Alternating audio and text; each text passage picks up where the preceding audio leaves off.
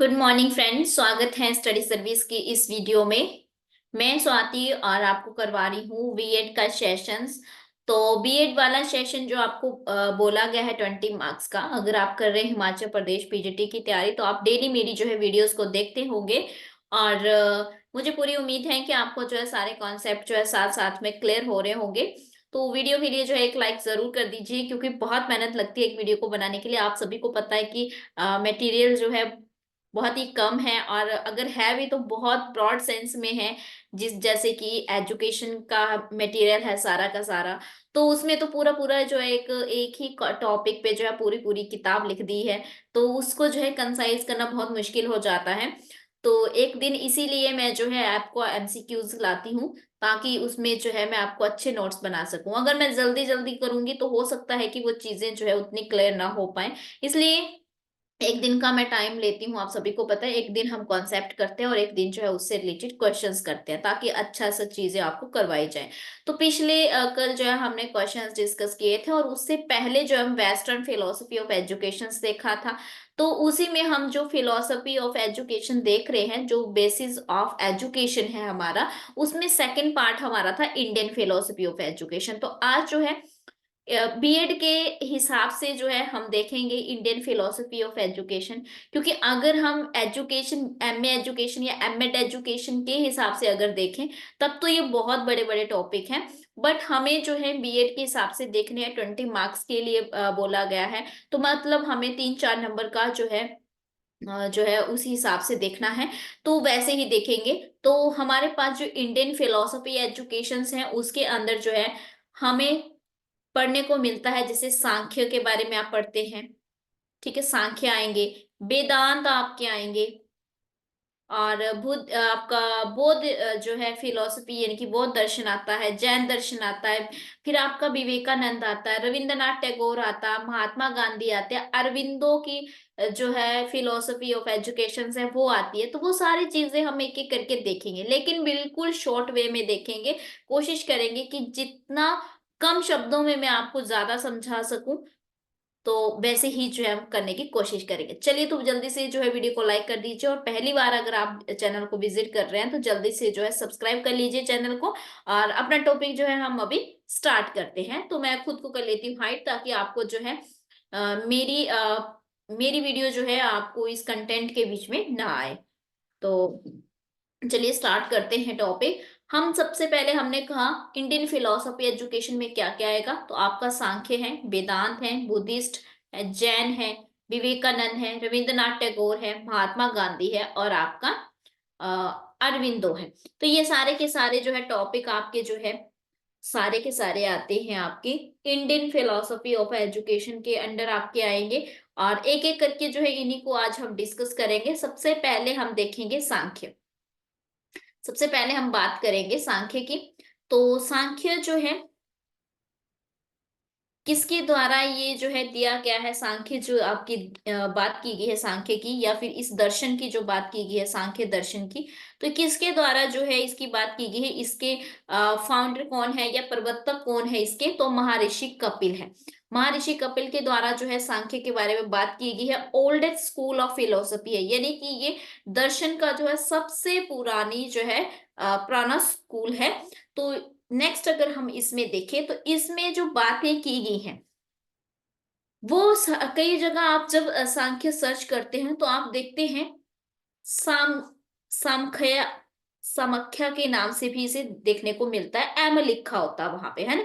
तो जो हमारे कपिल जी थे उन्होंने स्क्रिप्ट लिखा था, और ये स्क्रिप्ट उन्होंने लिखा था, और इसी को जो है बाद में जब बाकियों लोगों ने जो है इसको पढ़ना शुरू किया और इसका जो है ट्रांसलेट किया, या फिर इसको जो है आगे जो जा करके जाना जाना लगा, वो सांख्य दर्शन के नाम से जाने लगा। लेकिन ओरिजिनल नेम इसका ये था। अब इसका अर्थ क्या होता है ये भी जानना जरूरी है। तो इसका अर्थ जो है हम दो शब्दों में लेते हैं, या दो कंटेस्ट में लेते हैं। नंबर वन, अगर हम बात करें समाख्या की या फिर सांख्य की, तो इसका मतलब क्या होता है। इसका मतलब होता है नंबर्स, है ना। नंबर एज वेल एज, लिख लेंगे आप, number as well as right knowledge. तो जितनी संख्या में जो है आप नॉलेज को, ज्ञान को जो है सही ले सके, है ना। सही ज्ञान को जितने नंबर्स में आप ले सके वही इसका मतलब होता है। तो हिंदी मीडियम वालों को भी दिक्कत नहीं आनी चाहिए, मैं साथ में हिंदी में बोल रही हूँ। दूसरा इसका मतलब कौन सा है, तो हमने कहा इसका दो अर्थों में हम मीनिंग देख सकते हैं। सेकंड है परफेक्ट नॉलेज। दूसरा इसका मतलब क्या होता है, परफेक्ट नॉलेज, यानी कि बिल्कुल एक्यूरेट जो है नॉलेज अबाउट रियलिटी, किसके बारे में, सत्यता के बारे में या रियलिटी के बारे में जो है बिल्कुल सही नॉलेज लेना, या परफेक्ट नॉलेज यानी कि परफेक्ट ज्ञान का होना। अब अगर हम देखें तो ये जो सांख्य दर्शन है आपका, इसे उपनिषद के ऊपर ही बेस्ड माना गया है ना। किस पे, उपनिषद। सांख्य दर्शन को जो है उपनिषद पर आधारित माना गया है, या इसका आधार माना गया उपनिषद। क्योंकि हम टू स्कूल ऑफ फिलोसफी अगर की बात करते हैं, टू स्कूल ऑफ फिलोसफी की अगर बात करें जो इंडिया में डेवलप की गई, टू स्कूल ऑफ फिलोसफी की बात करें, जिसमें आपका एक आता है रियलिस्टिक, रियलिस्टिक, और दूसरा आपका आता आइडियलिस्टिक। तो यहाँ पे दो स्कूल जो फिलोसफी के थे वो कौन कौन से बात की गई, एक है आपका रियलिस्टिक जो आएगा, रियलिस्टिक में आपके आएंगे सांख्य, इसमें आएगा आपका सांख्य। तो यहाँ पे रियलिस्टिक का मतलब है यथार्थवादी। यथार्थवादी की अगर हम बात करें तो इसमें आपके आते हैं सांख्य। और जो आइडियलिस्टिक है यानी कि आदर्शवाद की अगर हम बात करते हैं, तो आदर्शवाद में यहाँ पे कौन आएगा, वेदांत आएंगे, वेदांत। ठीक है। तो इस तरह से जो है two schools of philosophy develop in India हमें देखने को मिलते हैं। इसी को हम आगे चल करके जो है क्या बोल देते हैं, डुअलिस्टिक बोल देते हैं। क्या बोल देते हैं, डुअलिस्टिक रियलिज्म, डुअलिस्टिक रियलिज्म भी इसे कहा जाता है। अब इसका क्या मतलब है डुअलिस्टिक रियलिज्म, यानी कि इसमें जो है दो प्रकार के जो है रियलिज्म यानी कि यथार्थवाद की या सत्यता की बात की गई है। एक बोला गया है पुरुष, पुरुष, हिंदी में पुरुष लिखेंगे, इंग्लिश में पुरुष। और दूसरा बोला गया प्रकृति। तो दूसरी बात की गई है प्रकृति की, एक पुरुष की बात की गई है, दूसरा प्रकृति की। तो जो पुरुष है उसमें यहाँ पे बताया गया है इंटरनल है, प्योर है, कॉन्शियस है, बट इनएक्टिव है। ठीक है। लेकिन जो प्रकृति है वो इंटरनल भी है, अनकॉन्शियस है एंड एक्टिव है। तो यहाँ पे सारी की सारी जो चीजें जो आधारित बताई गई है इन दोनों पे ही बताई गई है कि पुरुष और प्रकृति के द्वारा ही जो है पूरी इस पृथ्वी की जो है रचना की गई है। इन्हीं के द्वारा जो है आगे जाकर के जो है हम देखते हैं कि पूरा का पूरा जो है निर्माण होता है। और सांख्य दर्शन के अनुसार अगर हम एजुकेशन को देखें तो आपको सांख्य दर्शन क्या है वो तो समझ आ गया होगा। वह एजुकेशन की बात करें कि ये लोग जो है एजुकेशन को क्या कहते हैं, ये कहते हैं कि शिक्षा का जो उद्देश्य है ना, शिक्षा का उद्देश्य क्या होना चाहिए, शिक्षा का उद्देश्य इनके अकॉर्डिंग शिक्षा का मुख्य उद्देश्य जो है, जो भी स्टूडेंट है या जो भी विद्यार्थी है उनके अंदर, है ना, उनके अंदर जो है सत, सत के गुणों में वृद्धि करना, सत के गुणों में वृद्धि करना, सत के गुणों को विकसित करना उन्हें, ताकि वो सुखी रह सके, ज्ञानी बन सके, सदाचारी बन सके। अब ये सत क्या है, तो सत के बारे में बता दूं कि प्रकृति जो हमारी है, जो मैंने यहाँ पे कहा कि दो तरह की चीजों की बात की गई है, मैं यहाँ पे इसको हटा करके थोड़ा सा लिख देती हूँ।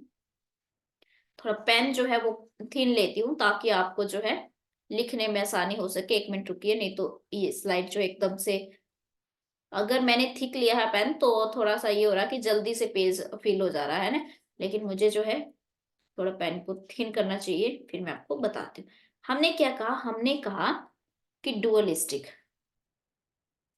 है ना, डुअलिस्टिक रियलिज्म। डुअलिस्टिक रियलिज्म में हमने क्या क्या बताया, तो डुअलिस्टिक रियलिज्म में हमने कहा कि एक है पुरुष और एक है प्रकृति, है ना, इन्हीं के द्वारा जो है संसार जो है इन्हीं के द्वारा क्रिएचर है, पूरा का पूरा जो है क्रिएट हो रहा है।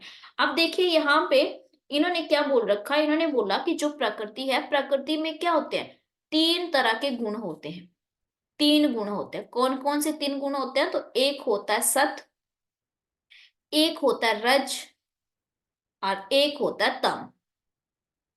ठीक है।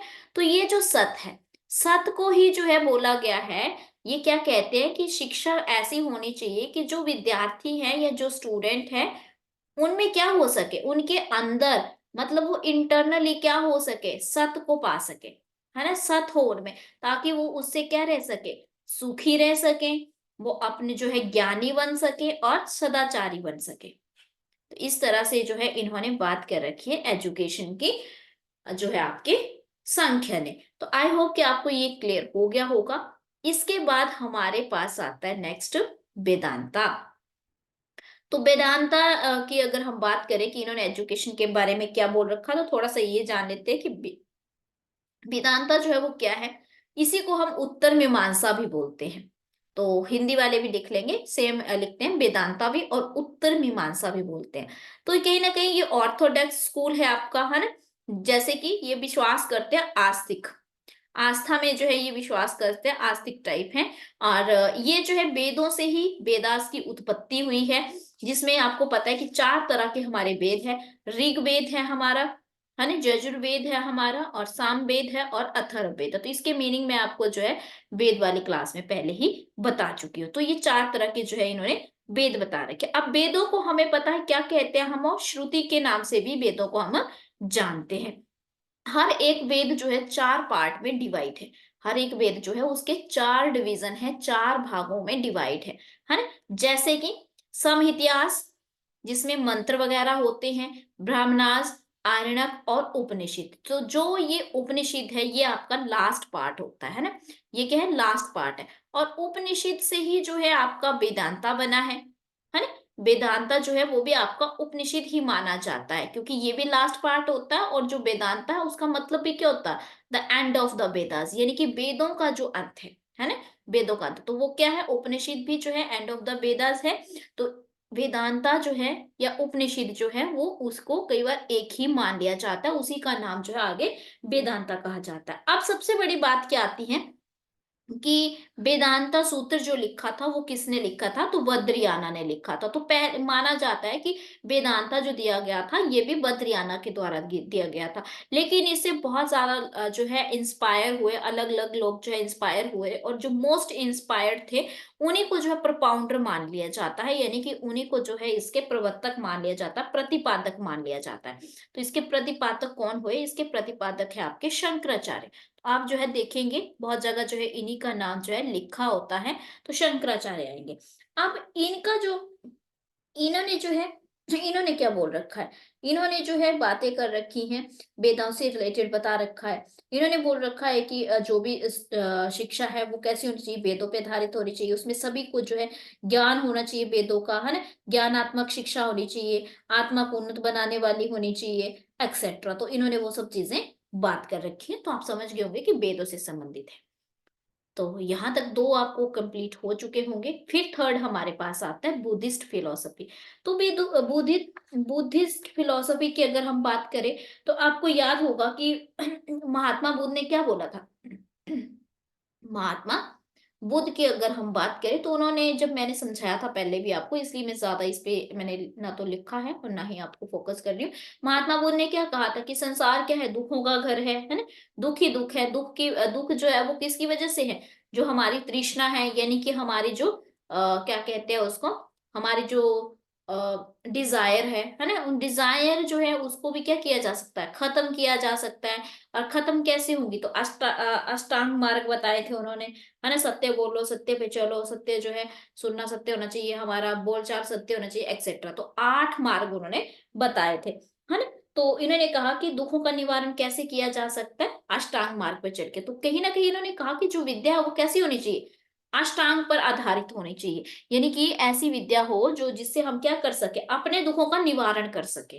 ठीक है, तो ऐसी शिक्षा होनी चाहिए। शिक्षा में इन्होंने कहा कि ऐसी दी जाए कि सामने वाला जो है अपने दुखों का निवारण कर सके। फिर हम देखते हैं जैन फिलोसफी। जैन फिलोसफी की अगर हम बात करें, तो ये जैन जो है ये क्या करते थे, आत्मा यानी कि साउल, सॉल की बात करते हैं, एक्सिस्टेंस मानते हैं, आत्मा का अस्तित्व की बात करते हैं, कि आत्मा के अस्तित्व को इन्होंने क्या किया, एक्सेप्ट किया। और स्वामी, महावीर स्वामी, आपको याद होगा महावीर स्वामी की अगर मैं बात करूं, तो उनके अकॉर्डिंग जो है आत्मा स्वभाव से क्या है, निर्विकार है। मतलब यानी कि अगर हम कहें कि मोह के बंधन में जो है एकदम से जो है मोह में बांध देती है हमें, और हमारे शरीर को क्या कर देती है, खुद हमारी शक्ति को क्या कर देती है, क्षीण कर देती है, यानी कि खत्म कर देती है। तो इनके अनुसार भी जो है अगर देखा जाए तो ये क्या कहते हैं, ये कहते हैं अपने ही इन्होंने भी जो है अपने ही व्यक्तियों को जो है सुखों का त्याग करके संसार का त्याग कर देना चाहिए कहते, तपस्या के मार्ग पर चल पड़ना चाहिए, फिर पुनर्जन्म में विश्वास रखते थे, है ना। फिर इन्होंने जो 3 रत्न बताए थे हमें हमें, सम्यक दर्शन, सम्यक ज्ञान और सम्यक आचरण। तो आपने जो है ये जीके में पढ़ रखा होगा इनके बारे में, है ना। तो इन्होंने जो है क्या बोला, इन्होंने जो है सम्यक दर्शन, सम्यक ज्ञान और सम्यक आचरण की बात की थी, है ना। तो ये भी जो है कहीं ना कहीं इनका जो सिद्धांत है तो रियलिटी की अनिश्चितता की धारणा की बात करता है। यहाँ तक कि अगर हम देखें तो ये वही वाली जैन फिलॉसफी है जो आपने हिस्ट्री में पढ़ रखी होती है जीके की क्लास में, ठीक है। तो इस पे मैं ज्यादा बात नहीं करने वाली हूँ, मैं वो बात करने वाली हूँ जो आपने नहीं पढ़ी है, जैसे कि विवेकानंद। तो विवेकानंद की बात कर लेते हैं। विवेकानंद जी क्या कहते हैं, तो मैं अभी विवेकानंद जी के बारे में नहीं बता रही हूँ यहाँ पे कि वो कौन थे, कहाँ से जन्म हुआ, ऐसे नहीं बता रही हूँ, ठीक है। मैं डायरेक्ट बात करूंगी सीधी एजुकेशन को लेकर के, क्योंकि हमारा टॉपिक नहीं तो बहुत ब्रॉड सेंस में हो जाएगा। तो यहाँ पे अगर बात करें विवेकानंद के अनुसार शिक्षा क्या थी, शिक्षा जो है वो पूरी तरह से ये मानते हैं जो भी इंसान होता है, कोई भी ह्यूमन बीइंग है, उसमें पहले से ही विद्यमान होती है, क्या होती है, पहले से ही एग्जिस्ट करती है, यानी कि विद्यमान है, इनका मानना था विवेकानंद, ठीक है। क्योंकि ये कहते हैं कि हमें रटने का जो मेथड है ना, किसी चीज को रटने की जो विधि है, उसको क्या किया है इन्होंने, निग्लेक्ट किया। ये कहते हैं कि रटना नहीं चाहिए हमें, हमें क्या, हमें पता है कि हमारे में पहले से ऑलरेडी जो है एजुकेशन जो है, या कहे कि जो शिक्षा है वो पहले से ही विद्यमान है। और रटने को तो बिल्कुल इन्होंने मना किया है। ये कहते हैं कि जब भी हम शिक्षा लेते हैं, शिक्षा का जो अर्थ है या मीनिंग है एजुकेशन का, वो क्या है, शिक्षा का अर्थ है कि जो भी इंफॉर्मेशन है, ओनली इंफॉर्मेशन, यानी कि केवल सूचनाओं को जो है आप क्या करें, ग्रहण करें या प्राप्त करें, और उनको जो है प्राप्त करके रटना नहीं है, बल्कि क्या करना है, उन्हें जो है अपने विचार में लाना है, अपने व्यवहार में लाना है। अगर कहते, अगर ऐसा होता, मान लो कि रटने से ही सब चीजें आ जाती, है ना, तो कहते, अगर मान लो एक शिक्षा का अर्थ ये होता कि सिर्फ सूचना ली और उसको रट लिया, तो जो आज तक जो लाइब्रेरी वाले लोग हैं, तो वो तो आज तक तो बहुत बड़े संत या फिर कोई विश्व कोश ऋषि बन जाते, है ना। तो ये विवेकानंद ऐसे कहते, तो ये कहते हैं कि शिक्षा जो है असली क्या है, हमें ऐसी शिक्षा लेनी चाहिए जिसके द्वारा हमारा क्या हो, हमारे चरित्र का, करेक्टर का बिल्ड हो, चरित्र का निर्माण हो, और हमारा जो मस्तिष्क है, यानी कि हमारा जो माइंड है, वो क्या करे, वो अपनी पावर्स को इंक्रीज करे, यानी कि मस्तिष्क की शक्ति बढ़े, और बुद्धि का विकास हो, है ना, मेंटल एबिलिटी जो है हमारी उन वो क्या हो, डिवेलप हो सके।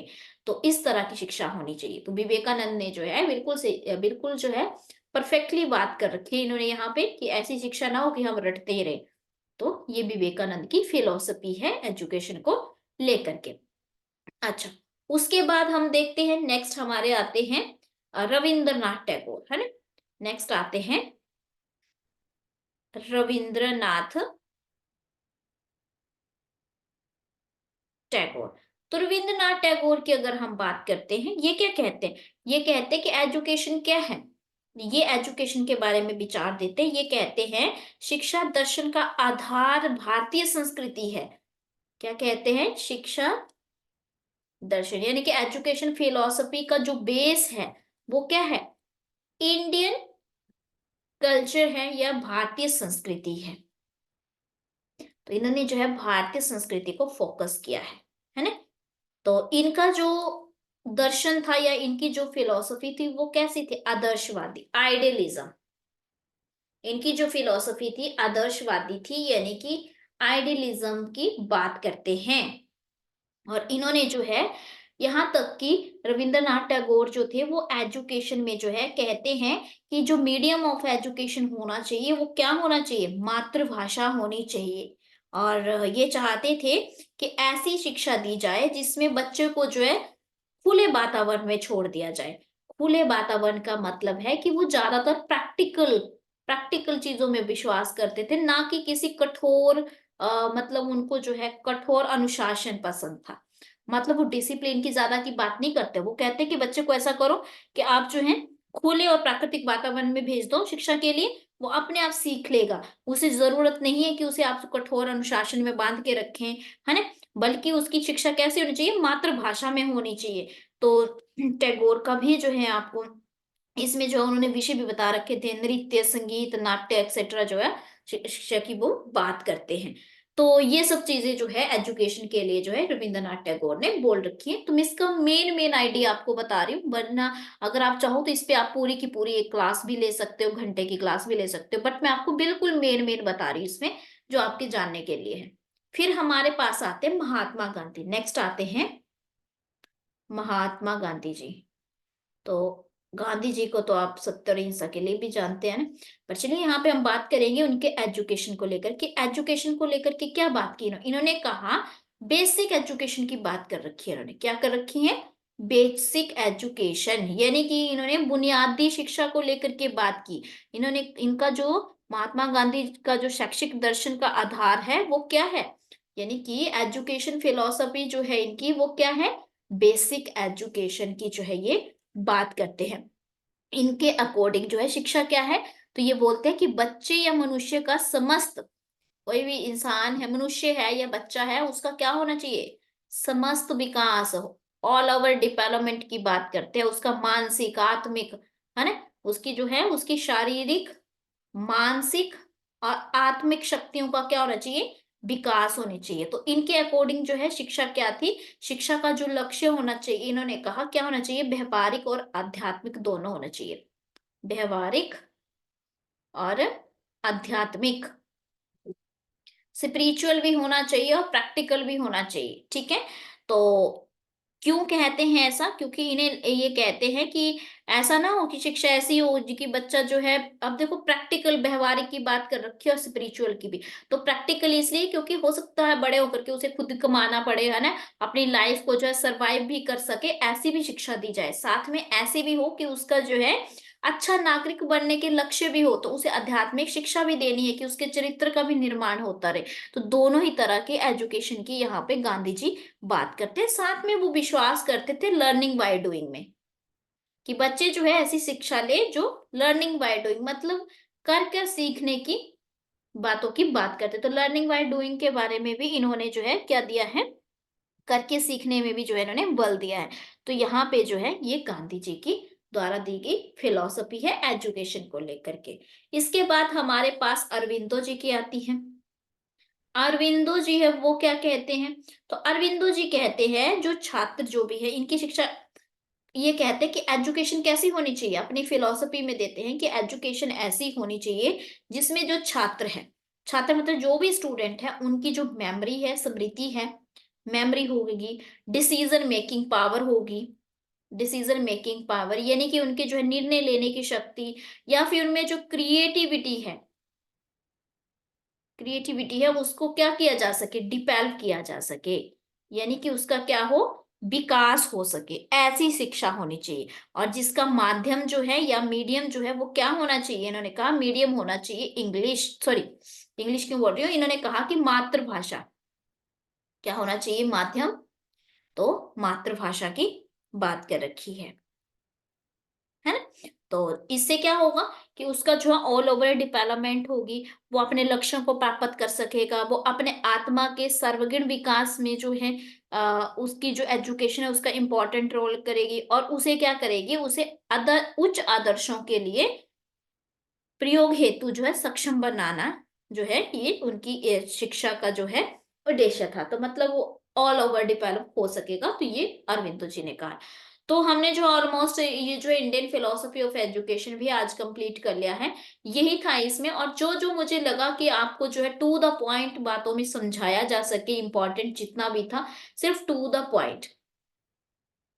क्यों, क्योंकि अभी आपके पास इतना टाइम नहीं है कि आप जो है पूरी की पूरी यहाँ किताबें पढ़ना शुरू कर दो। आपको वही समझना है, क्योंकि 20 मार्क्स हैं। तो 20 मार्क्स का मतलब है कि एक 2 नंबर का आपको पूछा जा सकता है, जैसे 2 नंबर का आ जाएगा इसमें से, है ना। तो उसी हिसाब से जो है आपने तैयारी करनी है। अभी 4 यूनिट है हमारी, तो अभी फर्स्ट यूनिट चली हुई है, तो जल्दी ही जो है हम बाकी की 3 यूनिट भी कर लेंगे। और आई होप कि आपको जो है ये समझ आ गया होगा। एक दो बार और देख लीजिएगा इसको, वीडियो को, अगर नहीं पता चला होगा, क्योंकि मैं कई बार फास्ट बोल देती हूँ। 8 साल का एक्सपीरियंस हो गया है, तो थोड़ा ज्यादा ही फास्ट बोलती हूँ, क्योंकि हर चीज जो है मुझे पहले से ही वैसे ही फास्ट बोलती हूँ। तो हो सकता है कि आपको लगे कि पहली बार सुन रहे हो तो मैंने बहुत ज्यादा फास्ट बोला, तो आप इसको कम जो है अपने अकॉर्डिंग जो है करके सुन सकते हैं। और देख सकते हैं वीडियो को, और अपने नोट साथ में बना सकते हैं। तो आई होप कि आपको वीडियोस अच्छी लगी होगी। कमेंट करके जरूर बताएं कि आपको जो है कैसी लगी क्लास, और जो है आप अपनी तैयारी कैसे जो चली हुई है आपकी तैयारी। और नेक्स्ट वीडियो के लिए जो है वेट करिएगा, और जल्दी ही जो है नेक्स्ट मतलब कल जो है आपके इससे रिलेटेड अगर क्वेश्चन हुए तो ठीक है, नहीं हुए तो अगला जो कॉन्सेप्ट है वो मैं आपको इसी में करवा दूंगी कल। तो आज के लिए जो है इतना ही करते हैं। इसके साथ साथ बता दूं कि जो पॉलिटी वाले हैं उनके लिए भी वीडियो आ रही है, तो वो जो है अपने पॉलिटी का जो है कंप्लीट कर सकते हैं। और जो टेट वाले होंगे अगर कोई, तो टेट वालों के लिए भी वीडियो आ रही है, तो अपना कंप्लीट कर सकते हैं। तो thank you so much for watching this video, and मिलेंगे नेक्स्ट वीडियो में जल्दी ही। Thank you so much.